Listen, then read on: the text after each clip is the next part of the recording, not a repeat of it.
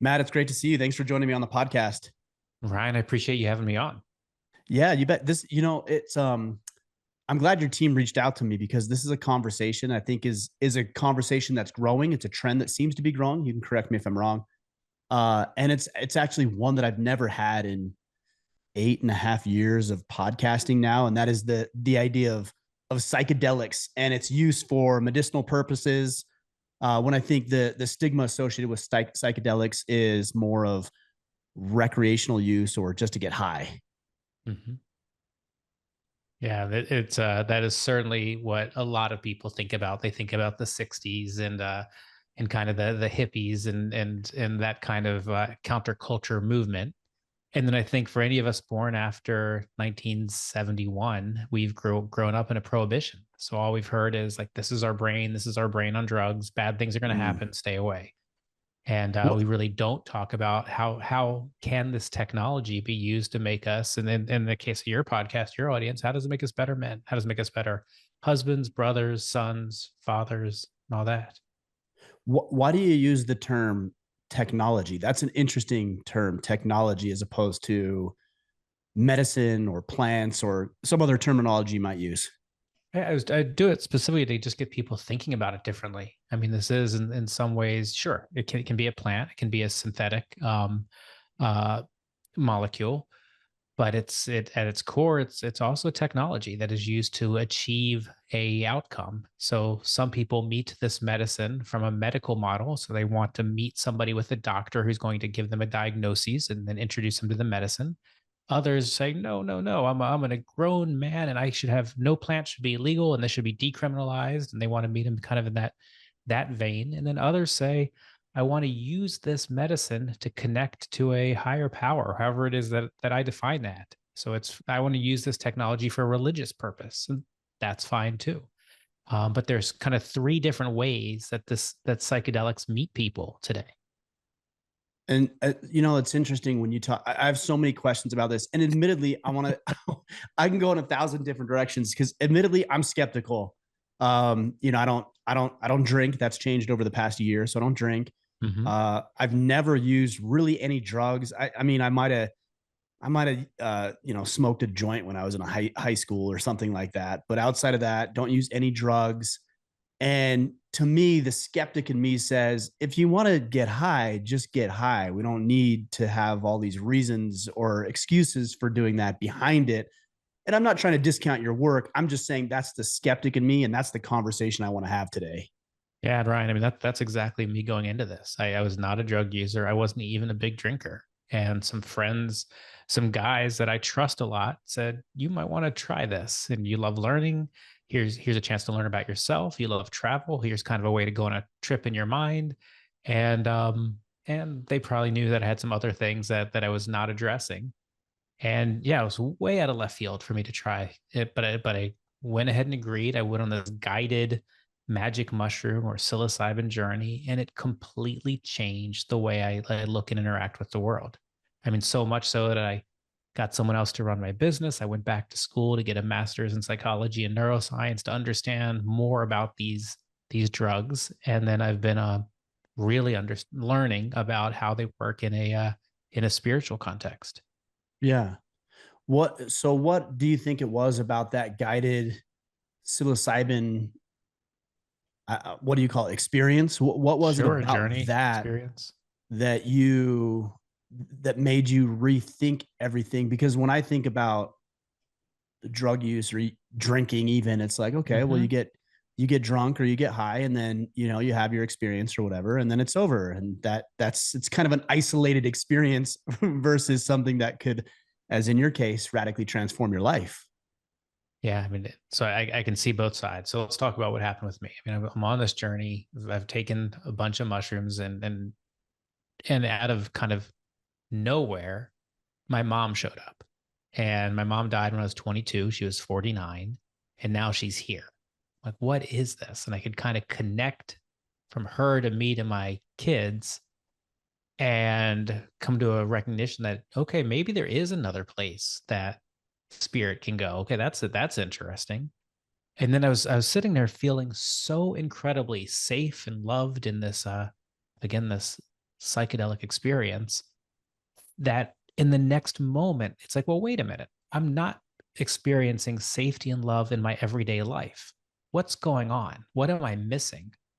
Um, so that was another type of insight and a curiosity that came from this, led to me thinking a ton about death and how I've been living my life, kind of being afraid of dying, and what am I afraid of, and what is that keeping me from in terms of my relationships, and if I could experience all that in that first journey, my question is, what else is out there? What else can I experience with this exploration into consciousness? And I wanted to learn more. So yeah, it from there, it was okay, what else is out here, and how does this work, and how does this then, can this be applied for a variety of things as I learn more and more? How can this be used specifically for depression or anxiety or alcohol use or substance use challenges? But then what kept coming back for me is that core, how does it help you connect to yourself and to however you define this higher power, and how do you use that to make behavioral change in your life? And Ryan, you talked about not drinking. I haven't had a single drop of alcohol since that first journey years ago. All desire just fell away. And again, it was not something I went in for, but it was a side effect, and it's something that I've since learned is pretty common. That people who are doing large dose psilocybin or other psychedelics, they do lose their desire to drink. They realize how poisonous alcohol is for the body, and it's yeah, it becomes no longer a needed thing. Hmm. We'll get into that. I want to explore this idea of consciousness. The way I'm hearing you say it is something that's more centered around, you've used the term higher power, something cosmic, and then the other side of it says that all this is unlocking or firing different, electrons, for example, in the brain. I'm maybe using the wrong wording. Neurons, be sure I know who you meant. You know what I mean? And you could probably correct me, and please feel free to do so, but you know what I'm saying. Is it just a matter of just different synapses and brain waves and electrons firing, or is there something otherworldly going on here that you're able to tap into?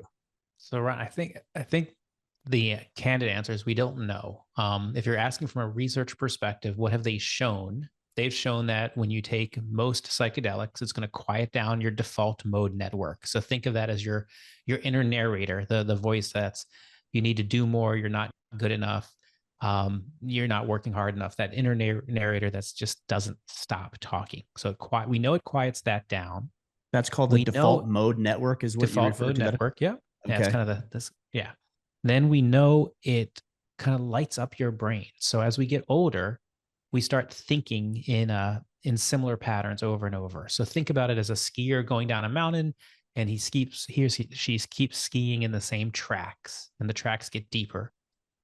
Well, the psychedelic lays down a fresh coat of powder so that skier can now ski back all over the mountain that they used to ski over. So in our case, we have neurons that fire, and your brain lights up, and all sorts of new connections are made. And sometimes that looks as, there are fun side effects that can happen from there. Like you can start having a color associated with a sound, and different things like that. But there's also connections back into your past, into things that, into memories, and then things that you haven't, um, yeah, you haven't processed or haven't completed.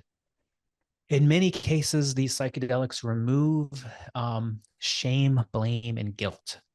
So, like I use MDMA as an example, which has been used really effectively with people with treatment-resistant post-traumatic stress disorder.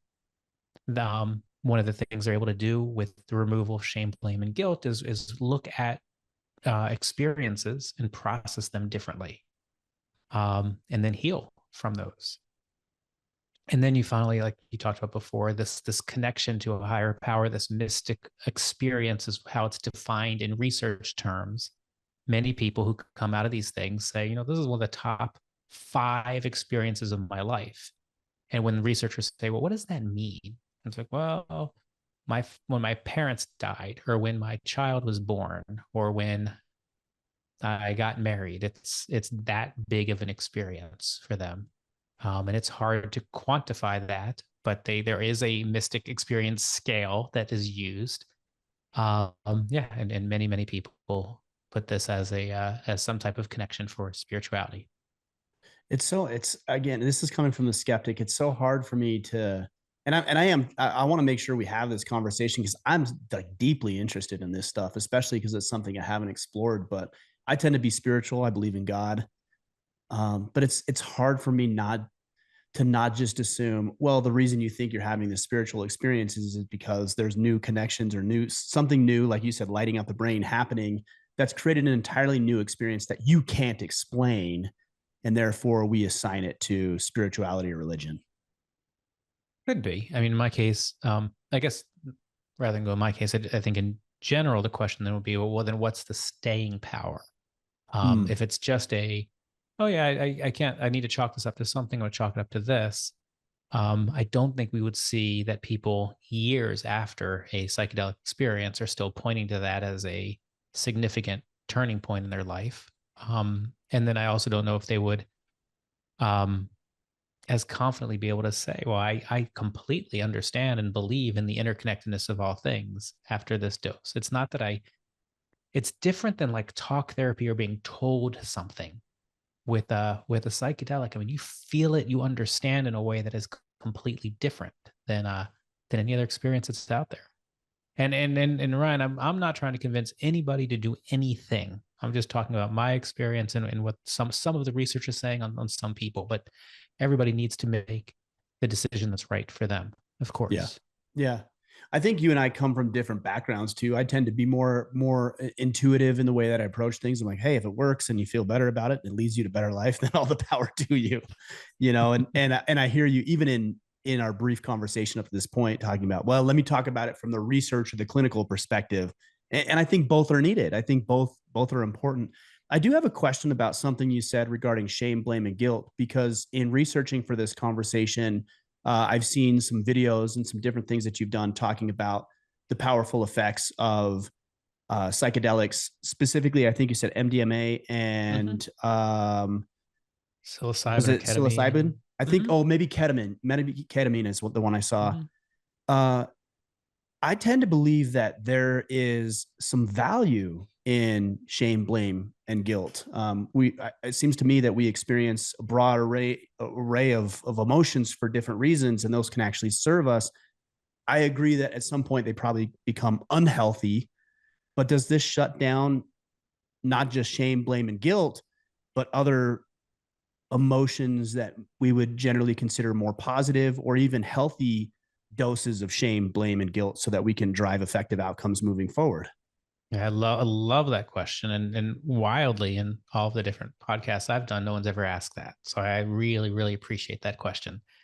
It doesn't remove shame, blame, and guilt forever. It removes it as it relates to a specific, typically traumatic experience, and to how you've been thinking about that experience. So the example that I wrote about in my book is when I was a young teenager, I had some inappropriate sexual contact with a family member 10 years older. And I was mortified. It was awful, awful experience. And couldn't talk about it, couldn't yeah, it was just tucked deep, deep away, which I think we as we as men can do. We compartmentalize, and I tucked it away into a drawer. Humans in Um, general, but yeah, for humans in sure. general, yeah, yeah. And on one of these journeys, I was right back there, and I didn't have to condone what had happened, but I could look at the situation and say, okay, here's a situation where this person is not feeling loved at all, is feeling rejected from her father, is struggling with substance use, is having all sorts of challenges. And again, I don't have to condone what she did to understand the humanity of it. And after carrying this around for like 30 years, I was able to process it differently and then let it go. And now I can talk about it without getting embarrassed. I can talk about it without that pit in my stomach or my ears turning red. And it's not mine to carry. Now, does that mean I've removed shame, blame, and guilt forever from everything? No. From that one situation that I was processing on that one journey, that was helpful. Um, I think we're seeing, and I'm going to stick on this treatment-resistant PTSD for a moment. The phase 3 clinical trials of this particular medicine have finished up. And again, this is for people. Think about veterans, first responders, victims of sexual assault, where They've tried talk therapy, they've tried the existing pharmaceutical solutions, and nothing's worked. With 3 sessions of MDMA and some therapy before and after, 67% no longer qualified as having PTSD at all, and 88% had a clinical improvement in symptoms. So the numbers are so radically high that it's incredible. So the FDA has given it breakthrough therapy designation, and we expect MDMA to be re-legalized here in America by the end of this year, beginning of next. Australia jumped ahead of us and just went ahead and legalized it last month. But it's a incredibly powerful, again, technology or medicine, depending on what you want to call it, for all sorts of reasons. How is PTSD defined? I'm always curious about that because it's such a relative experience. You know, I might be able to say, you are infected with the COVID virus. Like there's no subjectivity to that. It's subjective, right? But when it comes to Sure. PTSD, it seems like it's such a subjective. And the reason I bring that up is because you talk about they are no longer diagnosed with having PTSD. But how do you know? I'm curious about how one is diagnosed and how one is cured, for lack of a better term. Yeah. So PTSD is really is a disorder where people have challenges recovering after some type of experience that they've encountered, or they've seen something. And the symptoms are these nightmares, these unwanted memories, these really incredible triggers. There are these panic attacks and different things that occur in an uncontrolled manner. So the and it can lead to hostility. It can lead to not being able to sleep, self-destructive behavior, all sorts of things. So there are different scales that are used to measure someone's symptoms of PTSD, and it's and by asking a series of questions. And again, people with treatment resistant are ones who have tried something and they still answer those questions, and they're still saying, "Well, I have this problem, or that problem." And then fast forward to with this new approach, and they are answering those questions differently. Does that make sense? Yeah, no, it does. So it's basically, I won't say it's self-diagnosed, but it's based on a series of questions that they're answering, that they're still experiencing some of these symptoms that might describe post-traumatic stress disorder. Absolutely. And in most of these cases, I think probably in all these cases with the case three, but I don't know that to be true, they're working with a psychiatrist or a medical professional that is saying, okay, no, you Hmm. have treatment resistant PTSD, and we're going to try something else. I do like the qualifier of treatment resistant because I think it might be easy for somebody to jump down different rabbit holes without trying, tried and true methods or self-healing, I guess I might say. I mean, I think humans are pretty resilient creatures, physically, mentally, emotionally, where we can heal over time or through new experiences that replace other ones and give us some different context to the way we view life or experiences that we have. Um, so I'm always hesitant when it's like, well, just, take some drugs, you'll be fine. It's like, well, hold on. What else have we tried here? And I'm not saying you advocate for that, but I am curious when you say psychedelics for everyone in your book title. I'm like, well, hold on a second, like everyone, and that leads me to wonder, at what point do we not go down this rabbit hole? Well, and Ryan, I mean, the point of my book title is not that everyone should take a psychedelic, not by any stretch. There are many people who psychedelics would be dangerous for, either because of their pre-existing medical conditions or because Mm, of different prescriptions or supplements that they take. Not a good idea for those people. And we could spend an hour just talking about risk reduction and who sure, qualifies I for bet. what and all that. What I mean by that, though, is that whether it's for yourself, it's for somebody you love, or whether it's good for society. That's why I want people to read, to understand that we've been fed propaganda for 50 years, that there's a lot of reasons why people may choose to take a psychedelic, and to normalize this conversation. I believe that they're good for society as a whole, but that doesn't mean every individual should take a psychedelic. Does that Hmm. make sense to you? Yeah, it does. I heard a story, and I'm going to slaughter this. I have a good friend. His name is Pete Roberts, and he's the founder of Origin USA. I'm a good friend and business investor with some of their businesses. But regardless, I bring it up because he was telling me about making hemp uh, gis, jujitsu gis, Hmm. and we were talking about the use of hemp in the United States and how it's only it was being used, but then it stopped from everywhere from like even car bumpers were being made of hemp. But then the government came in, concocted this story or this reason. And it wasn't even the government. I think it was private industry who was threatened by the use of hemp or the growth of hemp for competition, that they shut down all hemp production based on faulty information and faulty data about its dangers in the drug trade and all this sort of thing. And only recently are we seeing that no, that's not actually a problem. That was uh, that was faulty information based on what an industry wanted to do so they could keep profits high. Are we running into the same thing when we talk about psychedelics? We've run into the same. And that's so what happened in the Nixon administration in 1970 is they had two targets. They were targeting Black people and they were targeting the anti-war counterculture movement. And they decided, if we criminalize these drugs, we can infiltrate these groups. And then one of the lawyers for the Nixon administration has came out years later and said, we knew the science was bad, but we didn't care. We had two targets. So now fast forward, and we've had, so actually, I'm going to go back. You said a moment ago, tried and true. So what is tried and true in America today when it comes to, and I'll stick with the mental disorders, the challenges, depression, anxiety, PTSD, substance use. What's tried and true? Antidepressants.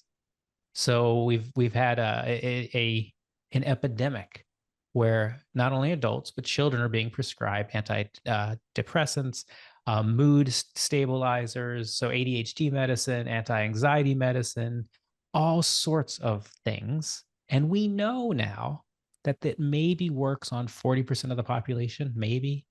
And we know that the side effects are huge. So there's a study on an antidepressant that's like 73% of the people who use this antidepressant have some type of sexual dysfunction. It's a pretty high price tag. For the youth, there's suicidal ideation, there's weight gain, the side effects are tremendous. And yet that's what's prescribed over and over and over again in these 10-minute wellness visits. And then none of these medicines were meant to be forever. And yet we now know plenty of people 10 years, 20 years on, still taking the antidepressants and these different drugs. Um, so and there's a lot of money being made in the space. So, or do we have people whose interests are who the idea of someone can go and take 6 ketamine sessions or take 1 dose of psilocybin or 3 MDMA sessions and might not need any more medicine scares a lot of people. Of course it does. And the research was halted, but there was 1,000 research papers on LSD alone with alcohol pre 1970. So there's old research, new research, and a lot of money who is concerned of what's going to happen with this. That's So the I frustrating think thing is your hemp thing is a very relevant analogy. it's so frustrating because we've heard it during COVID is like trust the science. It's like, well, should we? Like, is it really science? That's the question I have. When you say trust the science, are you really talking about science? Because there's science, and I realize that science develops. I realize there's new discoveries that are made, there's new technologies that we can use. I realize that our understanding of the science evolves, but when you get political and you get these other parties that are interested, that's no longer science. That's something completely different. And so I don't trust the science as it is today because it's not just science. There's way more to it that we just don't tend to look at. Yeah, there's a great book by Dr. Carl Hart, who was at Columbia. He's been studying addiction for 20 some years, and it's called Drug Use for Grownups. And he in his book talks about the war of drugs on people of color. He talks about the perverse incentives between government and grants and academia and pharmaceutical companies and all of this in newspapers and how all of this feeds each other. It is interesting. I mean, it's not that hard to see how this circle can be manipulated. Oh, yeah, no Not saying doubt. that there's not great people doing great research. Of course there are, and there is, but there is when you have pharmaceutical people who make their money from pharmaceuticals funding the way our doctors are taught, it shouldn't surprise anybody when lots of pharmaceuticals are being prescribed. Yeah, of course. Yeah, it's interesting that we don't look into that more than we do even as consumers. You said the Nixon administration had two targets. You said black people, and you said something else, and I The can't remember the term anti-war used. left, the counterculture. Counterculture, and that relates to drug The use, like It was psychedelics related to the specifically, or what? they were worried more about they were worried about the people not wanting to support the war efforts, and then Mm-hmm. they were also worried about the economy. I mean, you had people like Timothy Leary saying things like "tune on, tune in, and drop out," basically saying drop out of the workforce. And I think that scared the government quite a lot. That we'd Mm. have a whole generation of people who didn't want to work the same way that their parents did. But how does either of those relate specifically to this propaganda on psychedelics? Sure. They made these types of drugs illegal, and then they knew that they're not stopping people from. I'm gonna use a silly example, but in the black community, in the black jazz community, they're not stopping cannabis, but they could then use the war in cannabis to get into to infiltrate that community and make arrests. Same with the anti-war left, the what were called hippies back then. They were doing a lot of psychedelics, and this was a way to crack down and arrest specific people for specific things. Interesting. So it was the opening the gate to hit the targets using psychedelics as the medium to go after these groups and these individuals. Yeah, absolutely. I mean, you talk about earlier on in this conversation, you were talking about just like the risks and the harm. And there's a really great study by a guy named Dr. David Nutt at Imperial College London, and he said, for a minute, let's just agree to forget how drugs are scheduled. Just let's take it off the table and let's just look at the harm to self and to harm to others of a variety of different drugs.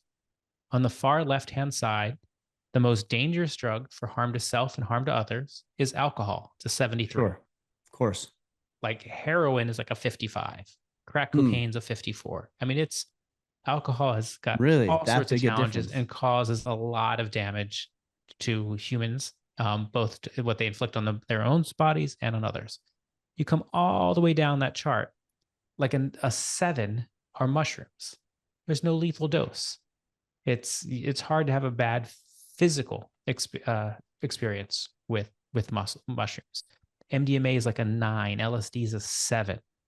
So this was never about the science. We knew that these medicines were, for many people, relatively safe. I have a hard time using the word safe, and Ryan, you talked about that earlier. I'm trying to be very careful in my language. So all of these medicines can be dangerous, and I really talk about risk reduction. But when we take a drug, whether that's alcohol or mushrooms, there's an inherent risk either way. The risk on alcohol is higher than the risk on mushrooms. But Does that is resonate?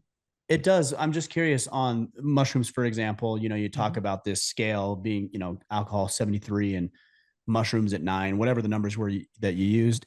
Could that be attributed though to general use and dosage and amount of use? Because I mean, look, we've all heard the adage with alcohol: if you don't drink or consume alcohol, like that's the one drug that people will assume there's something wrong with you if you don't consume it. And I had that experience even just last week. I said I don't drink to a bunch of drinkers, and they're like, what's wrong with you? What's wrong? Like, why?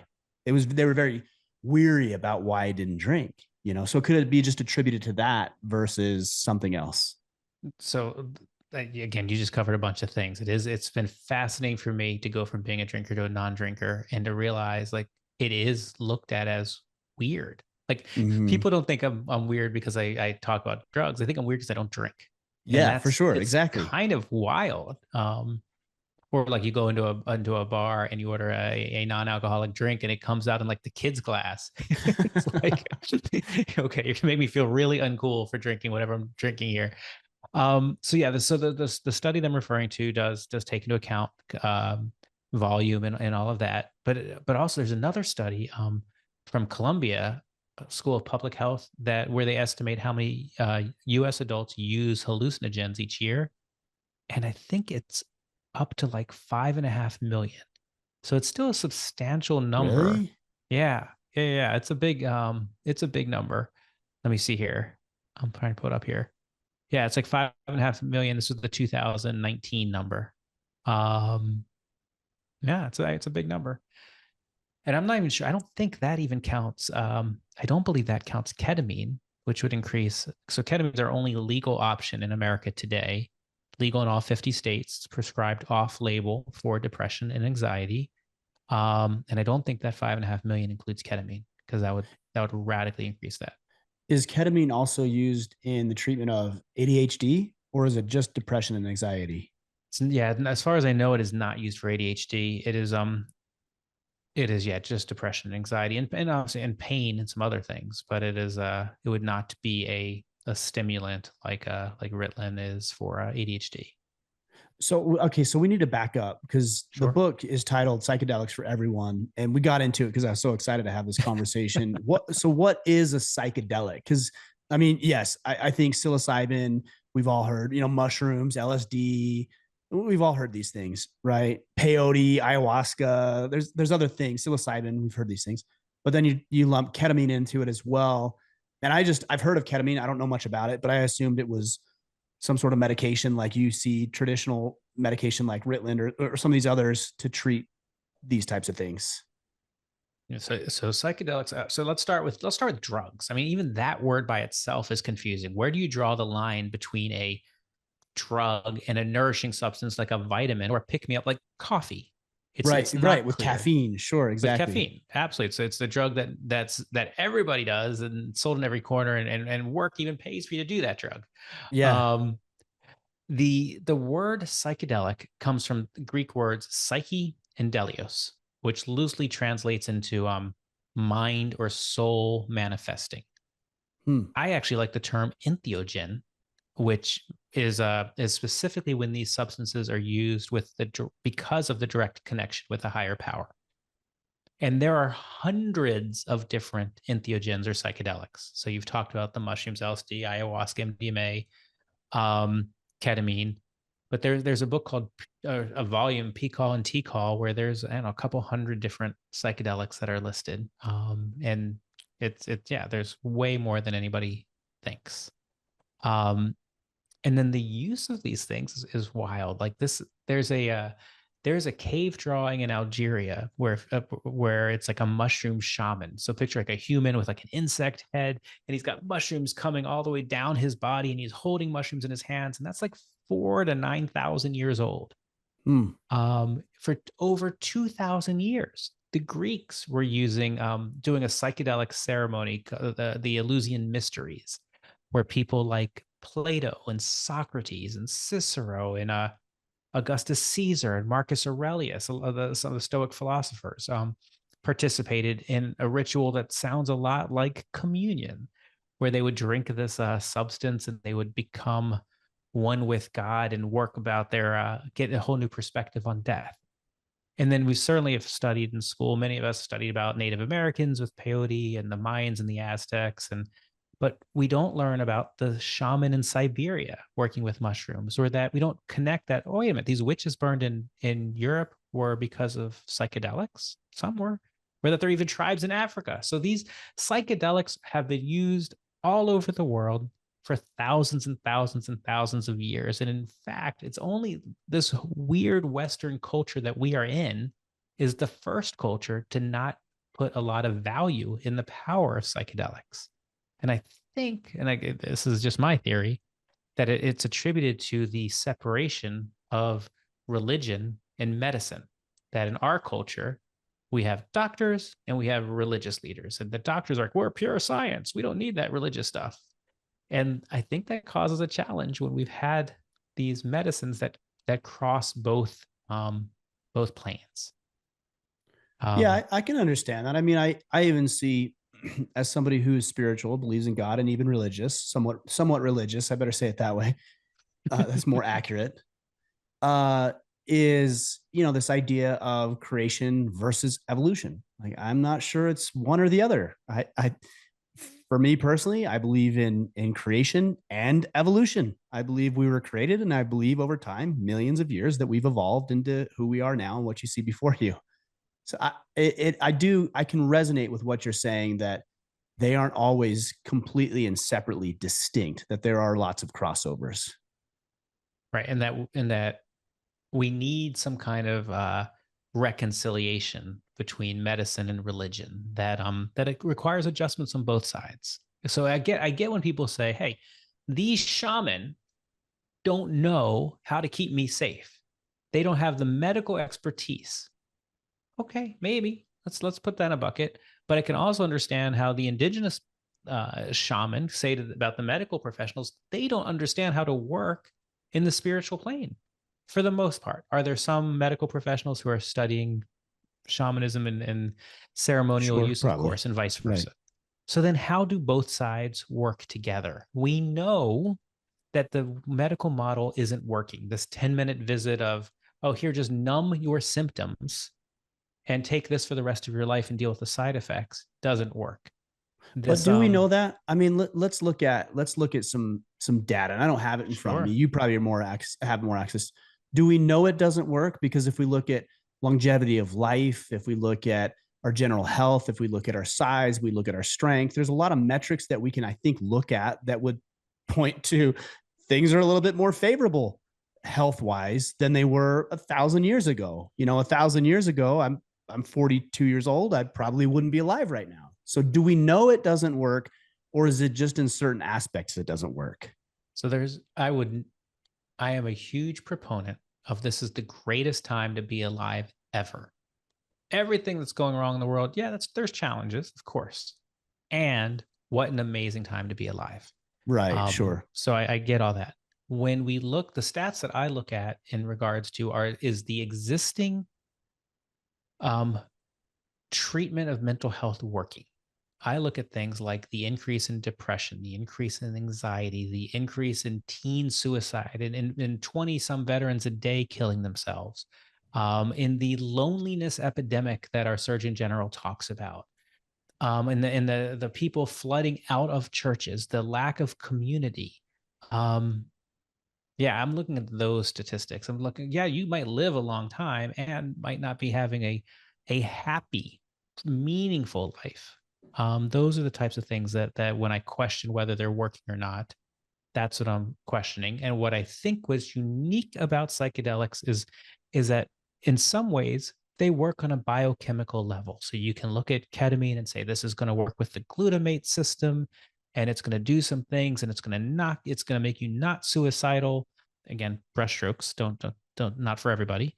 Um, and it can decrease anxiety and decrease depression at a biochemical level. Great. And when you add in the psychosocial, spiritual components of psychedelics, it takes it another step. And that's why when we talk about psychedelics, we say this is not a cure. You are not taking a pill that's going to cure you of anything. You are taking a pill that's going to be a catalyst for potential lifestyle change. And it's changing the way you look at the world, it's changing the way you look at yourself. It's going to have some plasticity introduced into your mind so that when you leave that psychedelic session, you can start implementing the changes that you want to implement because now you see a different path forward for you. And that's wild. And that's not what we get with the existing pharmacological solutions. So, but just to go back to what we were saying earlier, what then makes it a psychedelic as opposed to, like, for example, marijuana? That's not a psychedelic, correct? Not a classic psychedelic. Yeah, it's So what typically makes it that? you're adding the visuals, you're adding the mind expansion, and you get into some nuance here. So, for instance, ketamine is not a classic psychedelic, but Mm-hmm. it's a dissociative anesthetic is technically what it is. But because it allows people to traverse inward, to have these expansions, it has visuals oftentimes associated with it. It is being put into the psychedelic category. Because the But way I it understand it does. with ketamine, it does it shut off like pain sensory or something along those lines, or is that the purpose or how ketamine works? It can. So at one level, ketamine is used for anesthesia. And it's a super stable drug for that purpose. When we talk about it for anxiety and depression, you're taking a sub anesthetic dose. So what that feels like is your legs and your body is heavy. You can move your body if you want to, but you probably don't want to.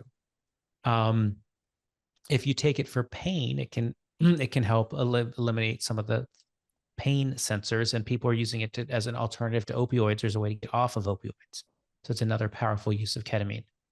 When you take ketamine again for depression, anxiety, it's those things we talked about. It's the default mode network. It's lighting up the brain. It's removing that sense of anxiety from your shoulders, and then allowing you to have a journey within to reprocess different things that have happened. Yeah. What are some of the side effects? I mean, because you talked about one thing you mentioned earlier is with regards to alcohol use. You know, that's something a lot of men are dealing with, something a lot of men are working to overcome. And it's like, okay, well, at what point do I learn to cope with and deal with my propensity to drink more, for example, or the way that I respond to alcohol different than maybe another person? And how do I deal with that versus let's replace it with something else? And maybe that becomes a problem in and of itself.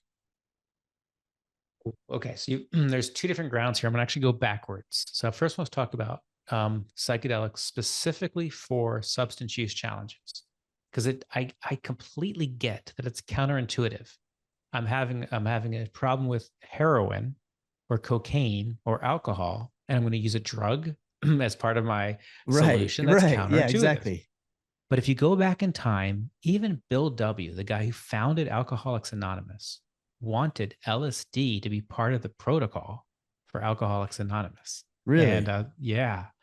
And the reason, it's really kind of a fascinating history. So he talks, AA has this 12-step program, which is effectively a spiritual path wrapped around a unified reason to be on this path, which it started with alcohol, but now there's a 12-step program for a lot of different things. Sure. The first step is acknowledging there's a higher power. And Bill W. said his language is funny. He talked about for drunks.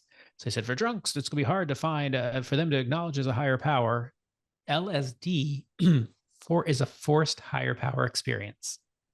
So he wanted that to be one of the steps to help, in his words, drunks have a connection to a higher power, so then they can proceed down the different steps. It's fascinating. And there was a whole a province in Canada that LSD was part of the protocol and had great success with alcohol. If I had a child or knew somebody struggling with an opioid addiction right now, I would have them in an ibogaine clinic in 2 seconds. It's one of the few drugs that really have had great effect on getting people off of heroin. So The addiction component of it goes away, or the craving of it goes away. Like what is exactly. exactly is happening? I think with heroin, it helps you go through the process of getting off of heroin in a less painful manner, and then it helps you see what was causing the behavior that led to the heroin use, and then helps you then not do that. So ibogaine is supposed to be. That's one psychedelic I've not done, and it sounds incredibly hard in terms of. I've heard stories about it's like your entire life being everything you've ever done wrong, and your entire life coming before your eyes, and through that process you get an inner sense of learning that's okay, I don't want to do heroin anymore. Alcohol, I think it's similar. Why is anybody using alcohol, for what purpose? And your body can, through these processes, it's like, okay, I don't need the alcohol to achieve A, B, and C. And then in some cases, there's a physical reaction where it's like, I don't want the alcohol. My body, the idea of alcohol is nauseating to me. Which again it's kind of wild that this works with a drug. And this is not, so then you talked about where you're substituting one for the other. Most psychedelics, and ketamine is actually an exception to this, but most psychedelics are anti-addictive, meaning you take a large dose of psilocybin, you don't want to do that the next day. All the animal studies, when you give a choice of psychedelic versus food, they're going to choose food. So it's a different type of addiction than alcohol or than cocaine, where the mouse is going to say, "Oh yeah, no, give me some more of that." Um, so just different, just something just to understand. It's still a drug, but it's a different type of drug. It works in a different part of your body. You don't have the same addiction, physical addiction potential to this.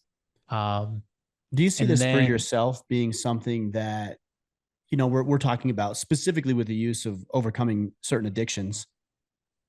Do you personally see this as being something that you will engage in potentially for the rest of your life? Or is this like, hey, I'm going to experiment with this. I'm going to see if it unlocks some different things for me. I'm going to see how it might improve my life. And then, you know, you check it off that list, for example, and feel like, okay, well, I've got that done and I've got that taken care of. And I don't feel like I need to continue to use this. Like an alcoholic, for example, is like, hey, I just want to get drunk again because I don't want to deal with whatever I'm dealing with. yeah, so for me, when I personally take psychedelics, I do it in a ceremonial setting, where I know the source of the medicine is good, that there's a person there that I trust immensely, that everybody who's there has rules on how we're going to engage with each other. Um, and I'm there to connect to again to it's like going to church for me. It's like I'm going to connect to a higher power, and I get to explore myself at the same time. It's my time carved out to dive deep and to see, what do I need to think about? What are the gaps in my life? Where can I be a better person, better human? Um, so I see it as an ongoing, but not regular, but an ongoing, yeah, ongoing part of life, that I will continue to use these medicines in ceremonial use for, yeah, I think the rest of my life. And are But they it's not something you do every day or every week. It's an every once in a while. That's what I was going to ask. Are there experiences that you've had where you think, God, I'd really like to do that again, where you do have a desire to do that maybe more frequently, whether it's monthly, quarterly, or even more frequent than that? Um, so the best practice in this space is also to be aware of, you need to have what's called integration. So you take a large dose psychedelic, you do an advanced preparation. What's your intention? What are you coming in for? You have your ceremony, and then for a month, a quarter, or even a year, you're processing what came up for you, because a lot can come up. Um, there have been times when, like, that was beautiful. That was just an incredibly beautiful experience. I had one the other, I guess, a few months ago at this point, where I I got to hold my father's hand like 100 times. And what's weird about that for me is like, he was a challenging father. He was an alcoholic. He had a temper. Um, I was always the peacemaker in the house. But in this journey, it was like, wow, okay, I got to reconnect with him and remember all these different times when he was trying to show me in his way that he loved me. I was like, that's beautiful. There's a lot there. He died when he was 62. Um, so I didn't really have an adult relationship with him, but I was able to reconnect. So yeah, it was that I came out, I was like, that's gorgeous. I would love to be able to do that again. And maybe I'll get a chance to in a future journey, and maybe I won't, because you can't steer the medicine that way. That's what I was going to ask, is if there a way to, because you're talking about this preparation, is there a way to navigate the experience that you have or certain experiences that you'd like to engage in?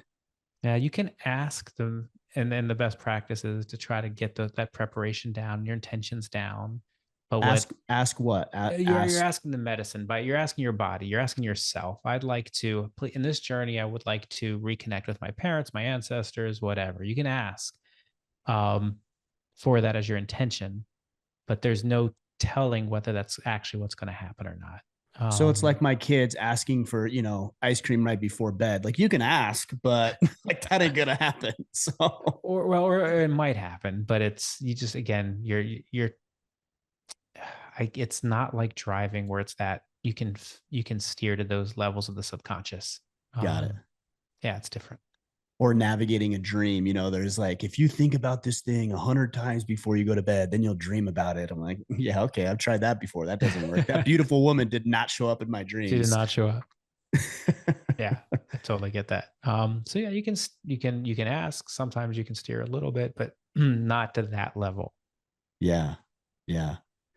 what again, I don't know that I have so many questions and I'm taking notes here, and I'm getting you off on different tangents and things like that. But what we didn't talk about side effects really. You know, we Yeah. talked about use of addiction, but we didn't talk about what side effects somebody might need to be aware of. So let's stick with ketamine first with side effects, because that's, again, for most of your audience, that's the legal option. If they go to a doctor, they can get that prescribed. Um, there's short-term and long-term side effects. So the short-term are things like disorientation or nausea or increase in blood pressure. When you're working with a doctor with ketamine, if you have untreated high blood pressure, they're not going to let you have the ketamine. So again, Right. that's where that's a danger. That's a risk reduction area. You might have some hallucinations. They can be visual, they can be auditory. All that's short term. Long term, there can be bladder issues. There's not a there's not a link in the research for medicinal use of ketamine with any significant long term side effects. There are studies with recreational use where people have gone way beyond what you would get in a medical setting and have done it at a frequency that is wildly different. They've ended up having bladder challenges. Um, it's completely different though than the side effects that are on antidepressants. So that's kind of ketamine. Yeah, it's a relatively short list. There are some others, and any doctor you're working with is going to give you an informed consent document that's going to talk about all the potential side effects. But the on a percentage basis, they're low, and for the majority of them, they go away when the medicine stops. And just quickly, ketamine is something you can go into a clinic and get it through an IV or intranasally. You can get through a shot, and then a number of people are going to the telehealth ketamine, where they get sent these lozenges that you put under your tongue. You let it sit there for 10 or 15 minutes, whatever your doctor tells you. You spit it out, and then you have about a 40 to an hour minute journey with ketamine. So that's how that's given. The Why do side you call it a effect, journey? because It sounds like that's a euphemism for it is. It's a trip trip. or, Yeah. Yeah. whatever. 40 minute to an hour trip versus psilocybin when you're talking about a 6 hour trip. So it's just different. Um, But but what's yeah, the there's point of calling it a journey? I mean, that seems like we're putting a different spin on it that I mean, puts it in a positive context versus a negative one for sure. But what about it makes it a journey as opposed to, yeah, I just felt better for 40 minutes. so I think when used with intention and when you're paying attention to setting and source, so you're trying, so what I would call, even it's a challenging word, but responsible psychedelic use. Mm-hmm. And again, I'm not trying to judge people who choose to do it without those things. But when you're paying attention and giving intention to what this is doing, I believe it becomes a journey. It's you're looking into yourself. You're choosing to do this versus I was at a concert and I took some psychedelics and I went on a trip. So it just feels different, and More of the language matters. intentionality behind it is what I you're think saying. so. Yeah. Yeah, that makes sense to me. I'm just curious why you use that verbiage. Yep.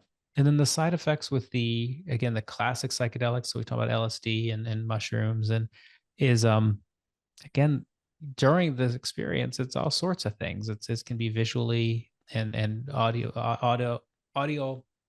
you know what I mean, hearing hallucinations. Mm-hmm. You can get into some very emotional experiences with these medicines. Um, and for the most part, when the drugs finish and leave the body, the side effects go away. Now, there are, again, different side effects, different medicines where you get things called reactivations, where they come back and they trigger again when you're not on the drugs. But again, those are rare. And with the classic psychedelics, we're talking about a very, very small percentage of people have that type of side effect, or they So wouldn't be doing it like this. right, sure, yeah, of course. Yeah, because they don't want to experience that again, right? Yeah. Yeah, for the most part. Um, so a couple other questions as you wind things down today. Number one, if somebody's listening to this, obviously I want to direct them towards your book. And I think that's the most important thing. I'm a skeptic, so I came to this and try to, be as level with my questioning as I possibly could, and trying to see the positives and negatives and ups and downs. But I would definitely encourage somebody to get a copy of the book, which is Psychedelics for Everyone. That way you can actually go through it and decide for yourself, which I think is important. But my last two questions. Number one is, where does somebody start along this journey? And then my second question is, if you've decided where you want to start, is where do you go to participate Mm. in these things? Because we're talking about, in a lot of cases, illegal drug use. So there's ways that you'd have to navigate that as well.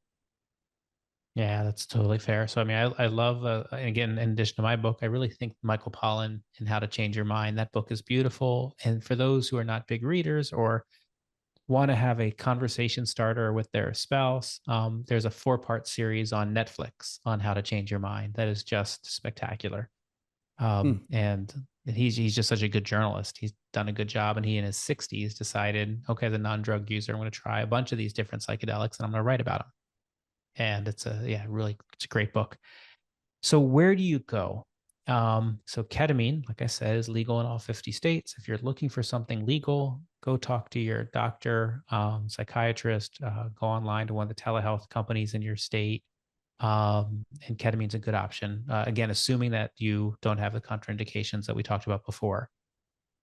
If you are looking for something other than that, your one option is medical or psychedelic tourism. So go to the Netherlands, Central or South America, Jamaica, and find a retreat with the medicine that you're looking at. Mexico has a bunch as well, and try one of those places. And then the third option is what we call the underground, which can be either an underground church, which typically they believe they are operating legally under the Religious Freedom Restoration Act and freedom of First Amendment, or different indigenous providers or shaman or guides, whatever they call, operating in your area. And with all of that, I just urge extreme caution to we could spend an hour just on how do you reduce the risk of and pick the right underground provider. But that at its base, do you have you got it from someone you trust who said, okay, I have personally done this, or I know someone who has, and this person is good? Have you talked to them about how experienced they are, and are you comfortable with whatever answers they gave? Did they do a medical intake of some sort on you so that you know that there's someone looking at your medical and mental and physical history and making a determination of whether you're a good fit for this medicine? Do they have some type of preparation where they help you set your intention? They have some type of integration where they help you on the other side come through this. No matter what you do, whether it's legal, above ground, tourism, underground, these are the questions you should be asking. Yeah, I'm really glad you brought that up, because if a guest comes on and says you should wake up a half an hour earlier and do a cold water plunge, like, there's not a lot of downside to those things. And my disclaimer would not need to be as relevant on something like that. Read more books. It's like, okay, Mhm. well, I think we'll all be safe if we do that. we're, we're talking about things that could potentially have some serious ramifications, and I think it's important that you don't just listen to this podcast, but that you actually go out and do the research with qualified people and decide if this is something that is going to be a fit for you or not. Absolutely. And in my book, I had different writers come in and write different sections, but I then I noticed had that. I every saw that. chapter medically reviewed just to have, again, another perspective to make sure we're not giving false medical information. But even with that, this is all just a starting point to help people on their path. And I strongly recommend talk to people you trust and make the decision that you think is right for you based on all this type of information.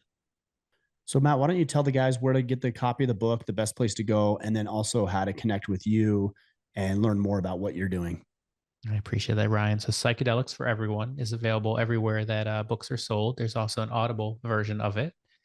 Um, if you are already on or taking a journey, I have a book called Beyond the Trip, which is a preparation and integration journal that is also available on Amazon.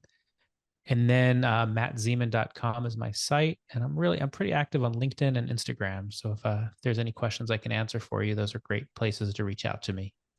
Awesome. We'll sync everything up so the guys know where to go. I appreciate you. I appreciate you answering some of these questions. I try to give you questions that maybe you hadn't heard of before, You because I know did. you're doing a lot of conversations now with the book coming out, and I'm interested. I'm engaged, so I'm going to look more into it and see if this is something that could potentially be part of my path as well. So I appreciate you, Matt. Thank you very much. Ryan, thank you. I appreciate you.